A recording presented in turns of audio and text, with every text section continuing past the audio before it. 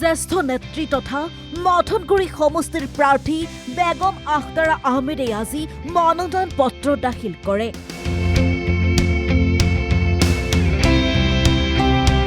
সহস্ৰাধিক সমৰ্থক লগত লৈ বিপিএফৰ প্ৰাৰ্থী বেগম আখতাৰা আহমেদে হালবাৰী মহকুমাধিপতিৰ ওচৰত মনোনয়ন পত্ৰ দাখিল কৰে। বিপিএফৰ মুৰব্বী হাগ্ৰামা মহিলাৰীৰ ঘনিষ্ঠ তথা দলৰ সমৰ্পিত নেত্ৰী আখতাৰা আহমেদৰ সমৰ্থনত আজি মথনগুৰি সমষ্টিৰ বহু ভোটাৰ স্বতঃস্ফূৰ্তভাৱে ওলাই আহে।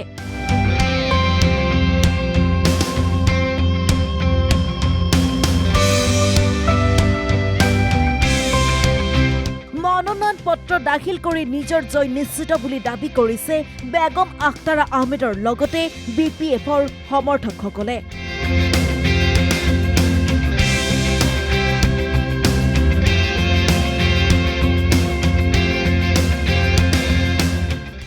সকলোৱে যাতে গ্ৰহণ কৰে আজি আমাৰ বিটিচিৰ ২০ নং মথনগুৰিবাসীয়ে ধন্যবাদ থাকিল বিপিএফ প্ৰধান হাগ্ৰামা মহিলাৰী ছাৰলৈ।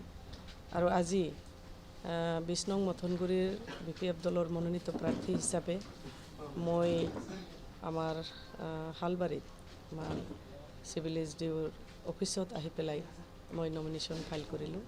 মোৰ লগত আমাৰ ওৱান অফ দ্য ছেক্ৰেটাৰী আমাৰ দলৰ নীৰেন্দ্ৰই ডাঙৰীয়া মোৰ লগত আছে আৰু মোৰ লগত আছে PMPBDৰ সদস্যা মালতী ৰাণী নাৰ্জাৰী বাইদেউ, মাননীয় হাগ্ৰামা মহিলাৰী ছাৰে চেণ্ট্ৰেলৰ পৰা দুয়োজনকে অবজাৰ্ভাৰ হিচাপে পঠিয়াইছে আৰু বাইদেউক মই নিজাববীয়াকৈও মই মাতৃ হিচাপে মই জ্ঞান কৰি আহিছোঁ। মোৰ ৰাজনৈতিক গুৰু হিচাপে মই জ্ঞান কৰি আহিছোঁ। যথেষ্ট ৰাজনৈতিক ক্ষেত্ৰত নীৰেন্দ্ৰই দাদা আৰু মালতী ৰাণী নাৰ্জাৰী বাইদেউক মই মোৰ এই ২০ বছৰীয়া যিটো বিপিএফ দলৰ জাৰ্ণি, সেই জাৰ্ণিত মই বিভিন্ন পৰামৰ্শ লৈ পেলাই আজিৰ দিনলৈ উপস্থিত হৈছোঁহি।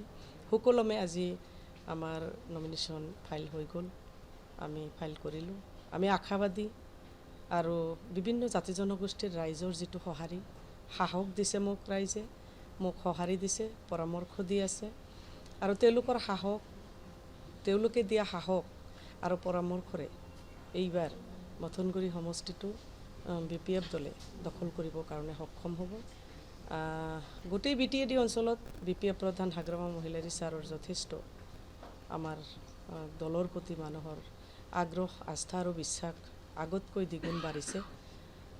BTCত মাননীয় হাগ্ৰামা মহিলাৰী ছাৰে চিফ হ'ব, আকৌ বিপিএফ দলে গভৰ্ণমেণ্ট গঠন কৰিব আৰু ২০ নং মথনগুৰি সমষ্টিৰ ৰাইজেও সকলো জাতি জনগোষ্ঠীৰ ৰাইজে তেওঁলোকৰ দায়িত্বভাৰ বিপিএফ দলৰ হাতত মনোনীত প্ৰাৰ্থী হিচাপে মোৰ হাতত উঠাই দিব বুলি মই পূৰ্ণ উদ্যমে আশা আৰু মোক মৰম দিছে, শ্ৰদ্ধা যাচিছে, মোৰ বিশ্বাস হৈছে এইবাৰ সকলোৱে মোক কোকৰাঝাৰলৈ আগবঢ়াই লৈ যাব।